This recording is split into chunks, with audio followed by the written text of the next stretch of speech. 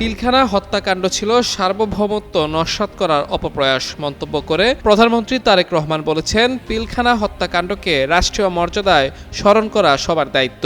বুধবার সেনানিবাসের মাল্টিপারপাস হলে বিডিআর হত্যাকাণ্ড ঘিরে শহীদ দিবসের আলোচনায় তিনি একথা বলেন। প্রধানমন্ত্রী বলেন, কেবল জনপ্রতিনিধি নয়, সেনা পরিবারের সদস্য হিসেবে আজ আপনাদের মাঝে উপস্থিত হয়েছি।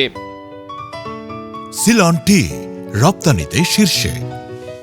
দেশে ফেরার পরপরই শহীদদের কবরের পাশে দাঁড়িয়ে অনুভব করেছি, গত 17 বছর বিচারের জন্য দাঁড়ে দাঁড়ে ঘুরেছেন শহীদ পরিবারের সদস্যরা। পিলখানার ঘটনাকে রাষ্ট্রীয় মর্যাদায় স্মরণ করা দায়িত্ব উল্লেখ করে তিনি বলেন, সেনাবাহিনী সার্বভৌমত্বের প্রতীক। পিলখানা হত্যাকাণ্ড ছিল সার্বভৌমত্ব নস্যাৎ করার অপপ্রয়াস। এই ঘটনায় জাতীয় নিরাপত্তার দুর্বলতা ফুটে ওঠে। এ সময় জাতীয় নিরাপত্তা কাঠামোকে আরও আধুনিক এবং শক্তিশালী করতে সরকার কাজ করবে বলে আশ্বস্ত করেন প্রধানমন্ত্রী।